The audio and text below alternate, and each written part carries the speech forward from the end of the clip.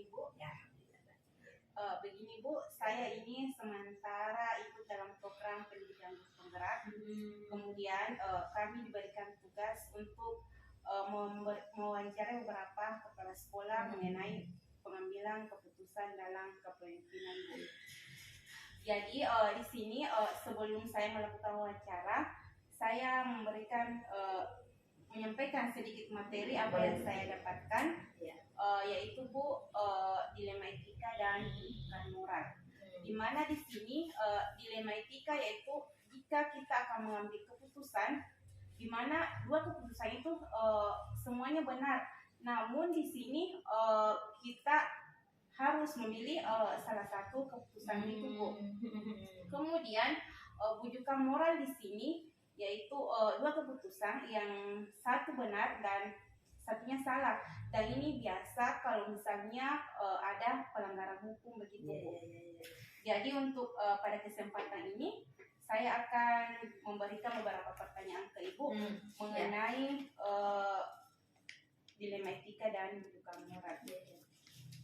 Baik Bu, untuk pertanyaan pertama, selama ini bagaimana Ibu dapat mengidentifikasi kasus-kasus yang merupakan dilema etika atau bujukan moral Bu? Oke, baik. Untuk mengidentifikasi kasus-kasus seperti itu, ya saya tidak melakukan secara formal ya, tapi melalui diskusi-diskusi, melalui pengamatan, terus bisa saya identifikasi, oh ya ini masuk seperti penjelasan ini tadi, oh ini masuk dilema etika, ini masuk bujukan moral. Jadi sudah ada, menurut hemat saya sudah ada pemetaannya lah gitu. Karena menurut hemat saya itu mudah sebenarnya ya, karena dilema etika berarti dua-duanya benar tadi ya, dua-duanya benar, hanya nanti mana ini kayak yang bujukan moral ya tadi, berarti ada yang benar, ada yang mengikuti aturan, ada yang tidak, ada yang kayak seperti itu. Jadi saya banyak melakukan diskusi dan wawancara serta pengamatan dalam proses. Jadi bisa dengan mudah dibedakan ya bisa etika dan bisa. Oke, yang kedua Bu, selama ini bagaimana Ibu menjalankan pengambilan keputusan di sekolah Ibu? Pengambilan keputusan ya,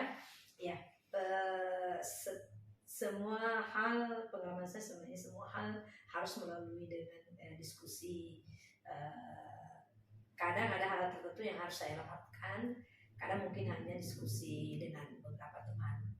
Kalau memang hal itu betul-betul berkaitan dengan hal yang cukup berpengaruh lah begitu kepada anak, maka saya pasti akan melibatkan banyak orang. Maksudnya banyak orang itu adalah orang-orang yang ada di sekolah, mulai dari Wakasek, mungkin pembina OSIS atau pembina kegiatan, kemudian ketua program kalian karena kita SMK ya. Nah, itu selalu melibatkan banyak orang dan pernah mengambil keputusan sendiri.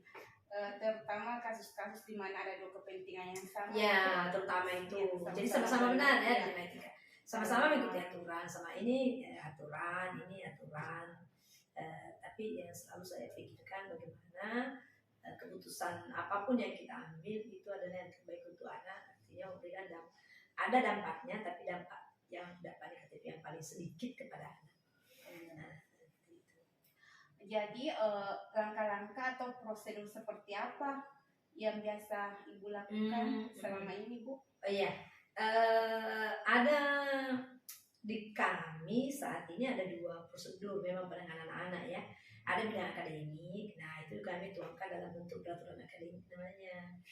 Kemudian untuk masalah kesiswaan itu memang ada di prosedur operasionalnya penegakan tata tertib. Jadi kami mengikuti itu saja. Nah, kalaupun memang ada hal-hal yang belum diatur di dalam, nah itulah yang akan kami diskusikan secara jelas lagi dengan teman-teman. Itu. Jadi memang ada aturan formal di sekolah ya, yang sudah disusun secara bersama-sama, bukan saat ada kasus tidak, tapi sebelum atau pada awal tahun pelajaran baru itu sudah ada semua, sehingga bisa tersosialisasi dengan baik kepada semua warga sekolah termasuk anak dan masyarakat. Terus hal-hal apa saja yang selama ini Bu anggap efektif dalam pengambilan keputusan pada kasus dilema etika ini, Bu? Dilema etika ya, yang saya selalu anggap efektif. Mungkin contohnya seperti ini, saya langsung beri contoh saja ya. Ada anak yang mungkin berkasus gitu ya. Bagaimanapun kasus, kalau memang kasusnya itu misalnya harus melibatkan pihak luar, misalnya pihak keamanan atau apa, maka saya akan melakukannya itu. Kalau memang misalnya masalah itu harus melibatkan orang tua, maka saya akan libatkan orang tua. Tapi kalau memang hal itu hanya cukup melibatkan orang-orang di sekolah, misalnya Wakasek dengan guru BK, wali kelas atau ketua program kalian, maka itu yang saya lakukan. Jadi tidak pernah mengambil keputusan sendiri, tapi harus melalui prosedur diskusikan dulu semua. Kemudian hal-hal apa saja yang selama ini menjadi tantangan dalam pengambilan keputusan ini, Bu, pada kasus dilema etika? Ya, tantangan ya pasti adalah orang kita sendiri ya.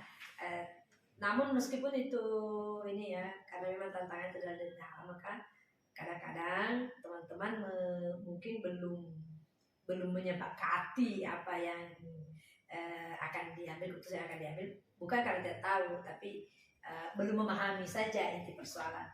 Tapi setelah mengetahui inti persoalan, maka akhirnya setuju juga atau memahami juga persoalan itu. Keputusan apa yang diambil akhirnya nanti bisa disepakati bersama. Karena itu jadi tantangannya umumnya dari anak sekolah ya. Kemudian selanjutnya, Bu, apakah Ibu memiliki sebuah tata kelola atau jadwal tertentu dalam sebuah penyelesaian kasus dilema etika? Apakah Ibu langsung menyelesaikan di tempat atau memiliki sebuah jadwal untuk menyelesaikannya? Bentuk atau prosedur seperti apa yang Ibu jalankan? Ya, tentang tata kelola atau jadwal, sebenarnya untuk menyelesaikan masalah itu ada dua memang. Yang pertama, ada yang terjadwal, ada yang harus diselesaikan. Itu bergantung dari dilema etika apa yang muncul.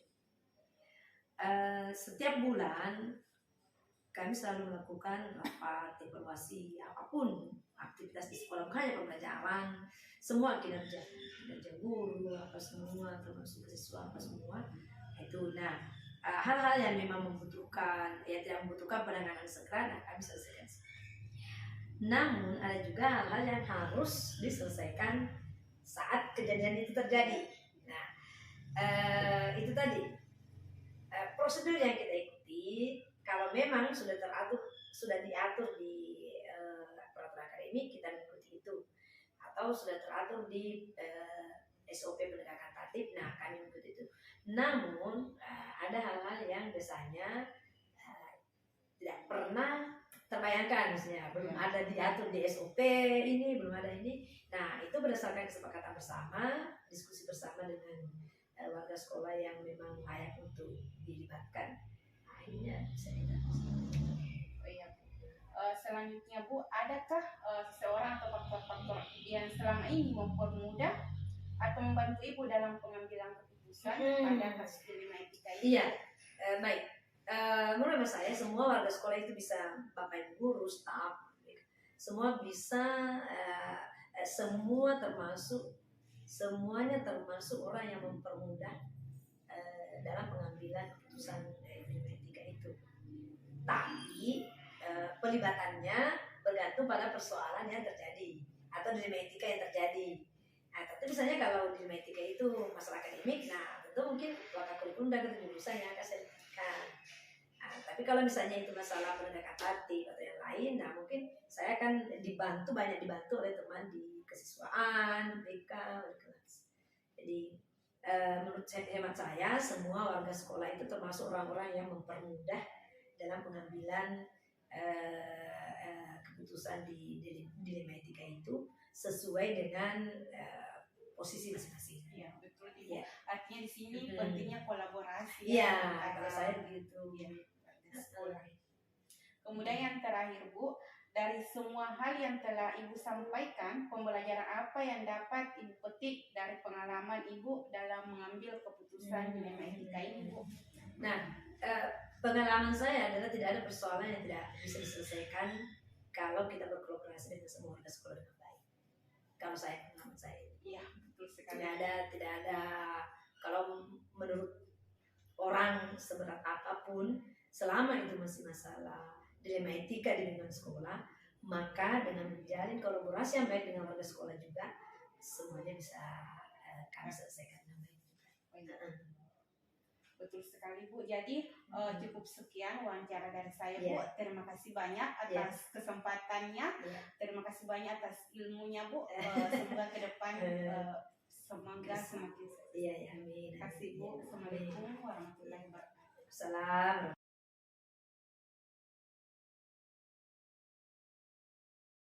Assalamualaikum Pak. Tabe Pak, ini saya ada tugas dari penggerak, yaitu masalah pengambilan keputusan sebagai pimpinan. Jadi ada beberapa pertanyaan yang ingin saya tanyakan ke Bapak. Yang pertama Pak, selama ini bagaimana Bapak dapat mengidentifikasi kasus-kasus yang merupakan dilema etika atau kedudukan moral Pak? Terima kasih banyak atas pertanyaan atau wawancara ini dari guru penggerak ini. Kami dari SMK IPB Wonosobo, sesuai dengan pertanyaannya tadi, bagaimana mengidentifikasi daripada masalah ini. Kami melakukan yaitu beberapa hal di dalam pengambilan identifikasi masalah etika ini, yaitu yang pertama itu kita melihat dari supervisi guru untuk pelaksanaan tugas, bagaimana proses pembelajarannya. Yang selanjutnya masalah kedisiplinan daripada seorang tenaga pendidik untuk melakukan identifikasi daripada etika, karena etika ini sebetulnya di dalam melakukan proses pembelajaran di sekolah ini sangat dibutuhkan, karena apabila guru tersebut tidak mempunyai daripada etika di dalam melakukan seorang guru selaku guru, maka otomatis adalah proses pembelajaran tidak sesuai dengan harapan yang ada di pembelajaran itu. Contohnya, apabila seorang guru melakukan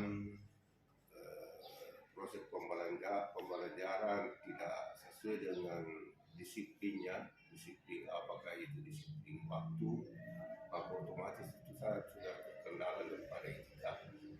Nah, ini.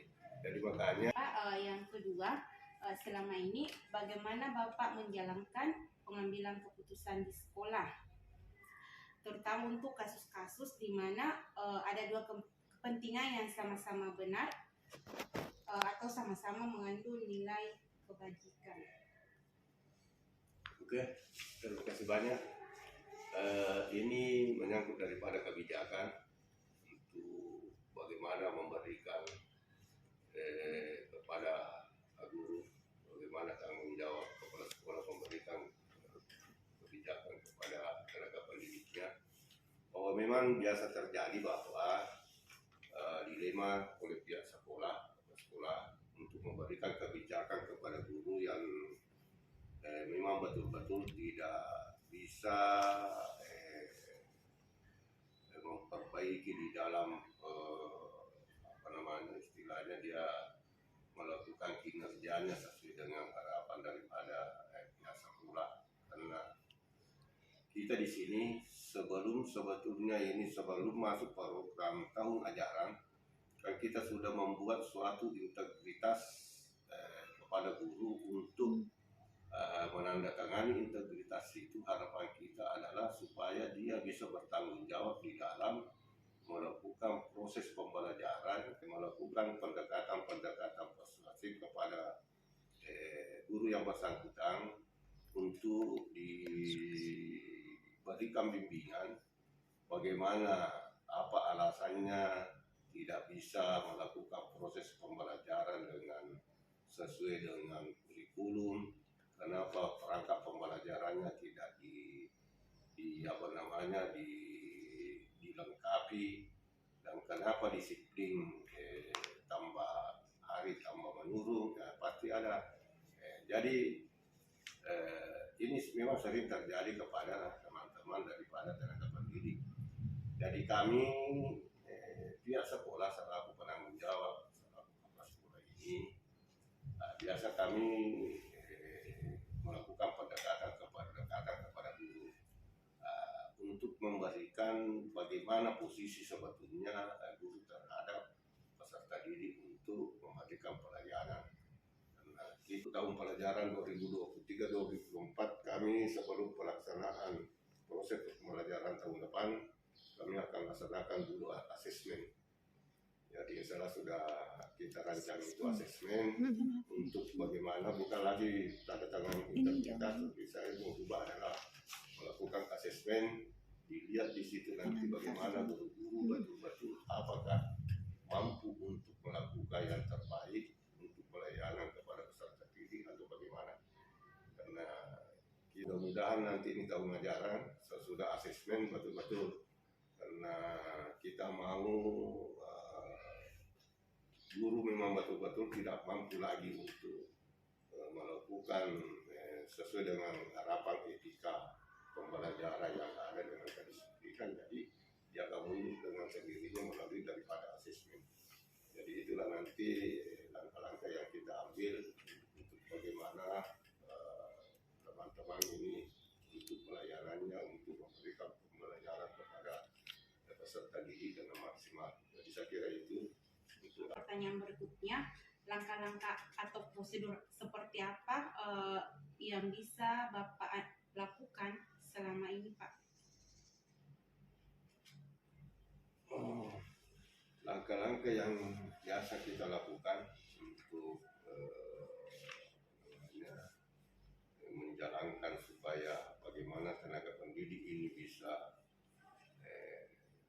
sesuai dengan yang ada di rangka kurikulum ini. Yang pertama itu tadi kan saya sudah sampaikan bahwa langkah-langkah yang pertama kita melakukan sebelum proses itu ada namanya penandatanganan integritas, langkah-langkah awal itu. Di situ kan terbunyi di situ langkah integritas itu adalah siap untuk melaksanakan tugas sesuai dengan tata tertib yang ada di sekolah dan sesuai dengan harapan daripada kurikulum yang berlaku. Itu kan sudah ada di fakta integritas. Melakukan suatu rapat untuk rapat koordinasi setiap program. Kita tahun kemarin sudah mulai bukan lagi secara keseluruhan, tetapi kita melakukan rapat sesuai dengan program yang ada supaya lebih efisiensi waktu untuk memberikan arahan kepada setiap program studi yang ada di selanjutnya. Hal-hal apa saja yang selama ini Bapak anggap efektif dalam pengambilan keputusan pada kasus-kasus dilema etika ini, Pak?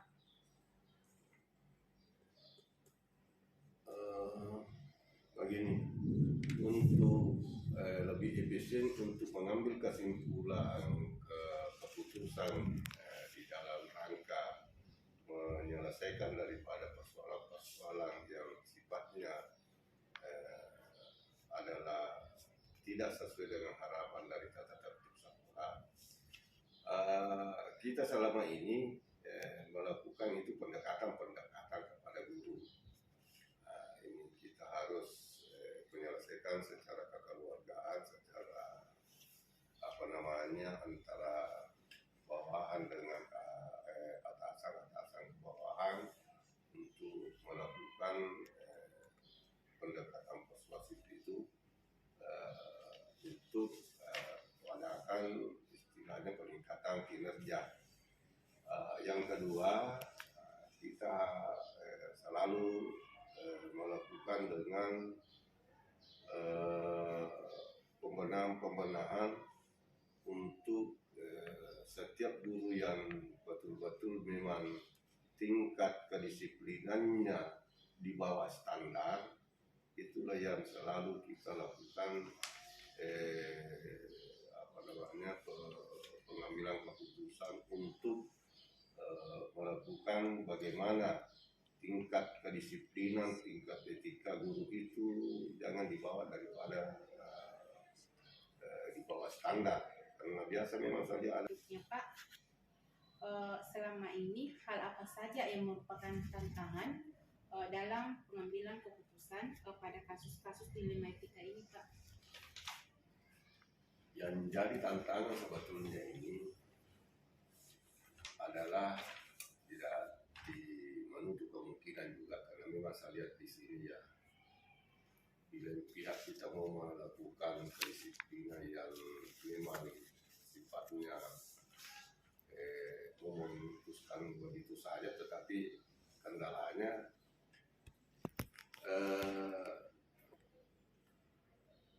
terus terang di sini kalau kita mau melihat, karena pembenahan banyak, karena memang selama ini kalau kita mau mengambil tindakan selalu kita merasa ada sifat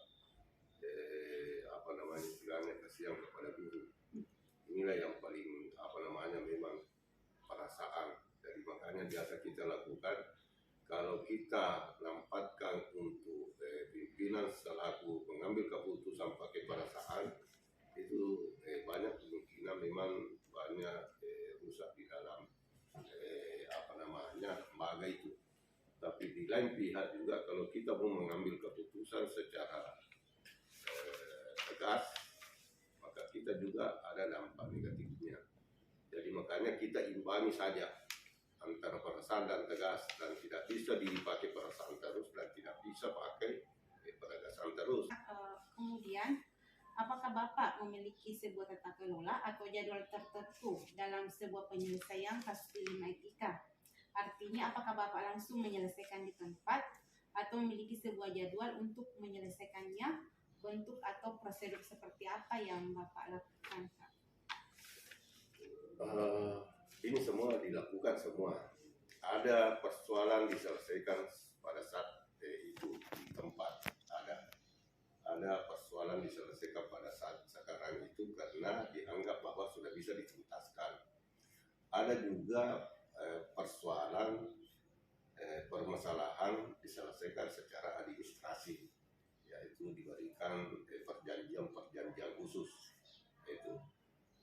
Karena persoalan itu kan tidak sama semua, berbeda-beda persoalannya. Ada besar, ada kecil, ada sedang.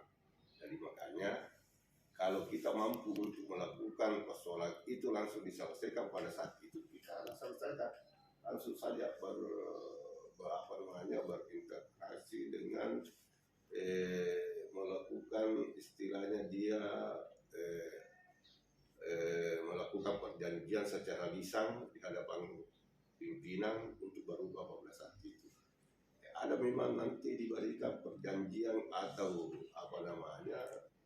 dengan melakukan suatu secara tertulis dengan diberikan jangka waktu untuk didampingi terus.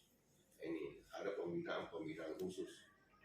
Itu biasa kami juga lakukan adalah diserahkan ke pengajaran dengan kurikulum. Seseorang atau faktor-faktor yang selama ini mempermudah atau membantu Bapak dalam pengambilan keputusan dalam kasus-kasus dilema etika ini, Pak?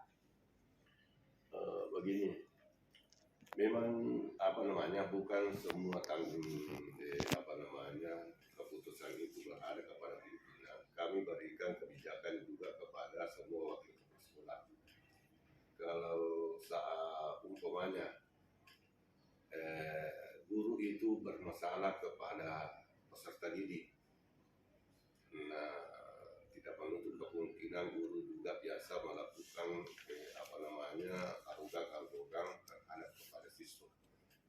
makanya kita sarankan ke lokasi kesiswaan untuk memberikan itu pembenaran di dalamnya untuk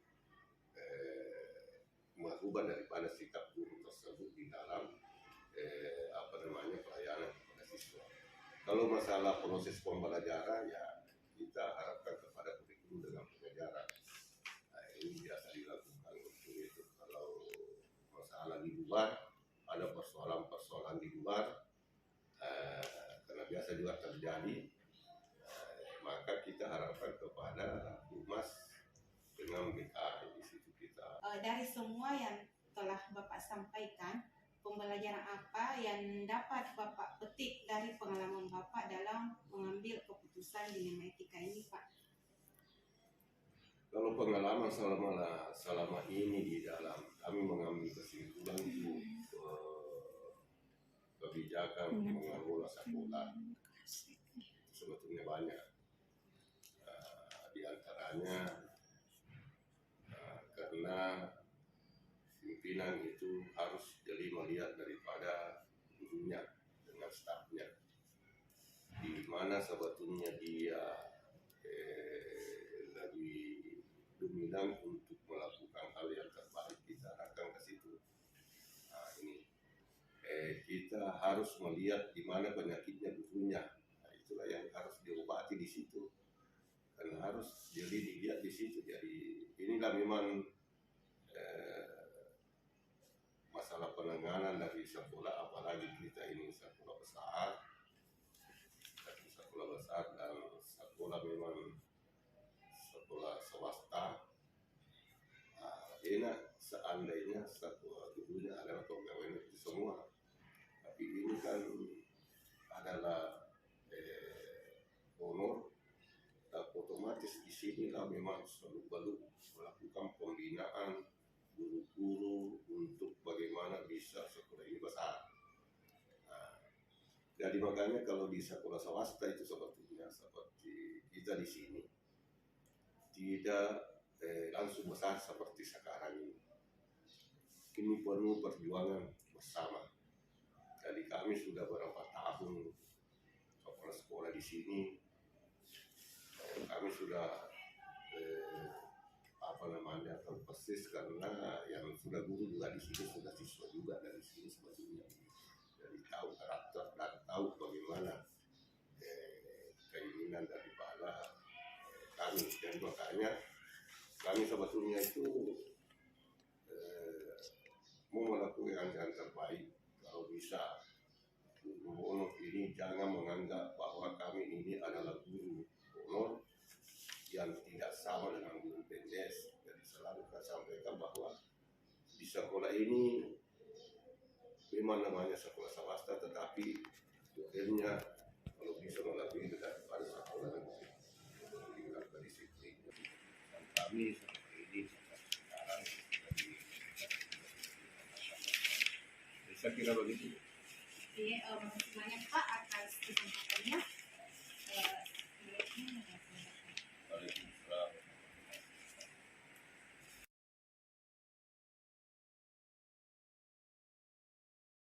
Assalamualaikum warahmatullahi wabarakatuh. Waalaikumsalam warahmatullahi wabarakatuh. Oke, bagaimana Pak? Bagaimana kabarnya? Ya, sampai hari ini alhamdulillah baik. Alhamdulillah. Begini Pak, di sini saya ingin bertemu Bapak karena saya mempunyai tugas yaitu melakukan wawancara kepada beberapa kepala sekolah mengenai pengambilan keputusan dalam kepemimpinan. Di sini yaitu dilema etika dan rujukan moral. Tapi sebelumnya saya akan memberikan pengantar dulu bahwa dilema etika ini artinya pengambilan keputusan di mana keputusan ini benar versus benar, artinya kedua-duanya benar. Kemudian ada rujukan moral yaitu pengambilan keputusan di mana keputusan ini ada yang benar dan ada yang salah. Berarti berhubungan dengan pelanggaran hukum. Jadi ada beberapa pertanyaan yang saya ingin ajukan ke Bapak mengenai kepemimpinan. Yang pertama Pak, selama ini bagaimana Bapak dapat mengidentifikasi kasus-kasus yang merupakan dilema etika atau bujukan moral itu sendiri? Identifikasi. Iya. Saya rasa sebelum masuk identifikasi terkait dilema etika dan bujukan moral, yang pertama kita harus bahas mulai dari visi sekolah, visi, misi, sampai kepada strategi untuk mencapai visi dan misi itu. Salah satu visi dari SMK Cipta Insani Nusantara adalah berkarakter dan berkompeten. Dalam artian bahwa untuk mencapai visi tersebut, untuk mencapai kompeten, untuk mencapai siswa mampu berkompeten atau memiliki kompeten, tentu didukung peralatan praktik sampai bahan praktik, di mana untuk mencapai visi dan misi tersebut kita lengkapi fasilitas yang ada di sekolah, mulai dari alat praktek sampai bahan praktek. Saya alami ya, apakah saya akan melaksanakan beberapa kegiatan itu dengan mengorbankan kebutuhan-kebutuhan yang menjadi kebutuhan peserta didik untuk melaksanakan praktek sesuai dengan kompetensi keahliannya. Mungkin identifikasinya seperti itu. Oh iya Pak, betul. Jadi selanjutnya saya bertanya kembali Pak, selama ini bagaimana Bapak menjalankan pengambilan keputusan di sekolah Bapak, terutama untuk kasus-kasus di mana ada dua kepentingan yang sama-sama benar dan sama-sama mengandung nilai kebajikan Pak? Menentukan pengambilan keputusan. Ya, yang sama-sama benar dan keputusan itu sama-sama mengandung nilai kebajikan. Ada beberapa persoalan yang saya hadapi selama menjabat selaku kepala sekolah, selaku penanggung jawab di sekolah. Salah satunya ya pada saat rapat beberapa guru kegiatan, guru pembina ekstrakurikuler di sekolah menuntut agar kegiatan yang menjadi program kerja mereka itu dilaksanakan dalam 1 tahun itu. Tapi ada juga tuntutan dari beberapa guru produktif, masing-masing kompetensi keahlian, meminta untuk dilengkapi fasilitas berupa alat praktek dan bahan praktek. Disitulah dilema yang saya alami. Dan untuk pengambilan keputusannya, karena Ibu tadi menanyakan terkait bagaimana cara pengambilan keputusannya, mungkin saya bentuk beberapa bagian atau saya golongkan beberapa menjadi skala prioritas, ke dalam skala prioritas. Jadi untuk pengambilan keputusannya kita menurut saya kita golongkan dulu ke dalam skala prioritas. Yang mana yang lebih penting kita dahulukan untuk pengembangan mutu peserta didik, pengembangan karakter peserta didik, kemudian penanaman budaya lokal peserta didik sampai kepada kompetensi peserta didik. Jadi pengambilan keputusannya ya kita golongkan beberapa untuk masuk ke dalam skala prioritas. Ya, menurut saya ini. Jadi kita ambil yang lebih prioritas terlebih dahulu. Ya. Selanjutnya Pak, langkah-langkah atau prosedur seperti apa yang biasa Bapak lakukan selama ini? Langkahnya? Ya. Langkahnya dan prosedurnya saya rasa tetap yang pertama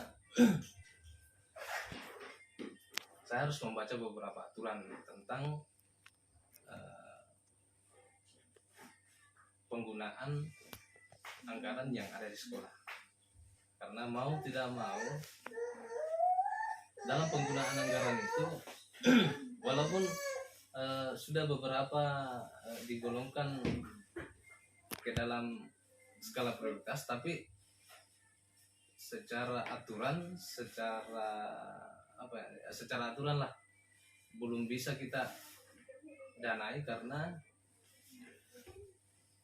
tidak ada dalam aturan penggunaan dana anggaran di sekolah. Saya rasa nah itu yang pertama, kita sesuaikan dengan kita lihat beberapa peraturan penggunaan dan anggaran yang ada di sekolah, dan kemudian terkait tadi tentang skala prioritas, ya kasih bersama teman-teman di sekolah tentang kebutuhan kegiatan tersebut, apa-apa yang perlu kita lengkapi teman-teman terkait kegiatan tersebut, apakah kegiatan tersebut penting atau tidak bisa tunda untuk beberapa kegiatan selanjutnya. Untuk pertanyaan keempat ini sudah bisa terjawab di pertanyaan ketiga. Oke, selanjutnya Pak, hal-hal apa saja selama ini yang merupakan tantangan dalam pengambilan keputusan pada kasus-kasus dilema etika ini Pak? Tantangan dalam Bapak mengambil keputusan, apa tantangannya Pak? Tantangan pengambilan keputusan ya tantangan yang paling menonjol ya itu tadi yang kedua, yaitu duduk bersama untuk menentukan keputusan bersama, karena teman-teman di sekolah itu ada beberapa karakter, mungkin ada yang memiliki karakter keras, ada yang memiliki karakter yang mungkin sifatnya konservatif, dan untuk pengambilan keputusan ini seperti model yang saya sebutkan tadi ya, saya rasa persoalannya seperti itu. Ada beberapa hal yang mungkin kita harus bersabar untuk menentukan yang mana yang kita anggap baik untuk dijadikan sebuah hasil atau keputusan. Ya, apakah Bapak memiliki sebuah tata kala atau jadwal tertentu dalam sebuah penyelesaian kasus dilema etika? Apakah Bapak langsung menyelesaikan di tempat, atau mungkin Bapak akan menyelesaikannya dalam bentuk prosedur, memiliki sebuah jadwal dalam menyelesaikan itu? Apakah ada prosedurnya, atau bagaimana Bapak menjalankan tata kala itu? Saya pikir untuk pengambilan keputusan itu tidak menentukan sebuah jadwal untuk mengesahkan hasil dari keputusan rapat, karena keputusan saya selama ini walaupun penentu kebijakan di sekolah saya sendiri, tapi untuk menentukan satu keputusan saya tetap rangkul teman-teman untuk satukan kepala, berpikir bersama, dan untuk jadwal saya kira penjadwalannya tidak ada untuk dalam menentukan keputusan. Terus berikutnya Pak, adakah seseorang atau faktor-faktor yang selama ini mempermudah Bapak atau membantu Bapak dalam pengambilan keputusan dalam kasus dilema etika ini Pak? Saya rasa saya sudah cukup bersyukur diperkenalkan sama teman-teman yang ada di sekolah, guru-guru beserta staf, atau dalam hal ini pendidik dan tenaga kependidikan di SMK Cipta Insani Nusantara. Saya sudah cukup bersyukur karena kami bekerja secara kelompok kolaboratif dan itu pengambilan keputusan sampai kepada kita menjalankan proses untuk mencapai satu tujuan ya. Selama ini kita selalu bekerja sama, bekerja dalam tim secara kolaboratif. Saya bersyukurnya saya punya teman-teman seperti guru dan staf di SMK Cipta Insani Nusantara. Ya, betul Pak. Dengan kolaborasi semua pekerjaan akan dipermudah. Dan yang terakhir Pak, selama ini adakah pengalaman Bapak dalam pengambilan keputusan dilema etika ini Pak? Beberapa pengalaman yang Bapak pernah alami. Pengalaman? Iya. Pengalaman ya kembali lagi ke pertanyaan-pertanyaan sebelumnya. Sebenarnya yang menjadi jawaban saya terkait pertanyaan ibu sebelumnya itu sudah bisa kita kategorikan sebagai pengalaman pribadi saya untuk menentukan keputusan apakah itu terkait dengan dilema etika atau rujukan moral.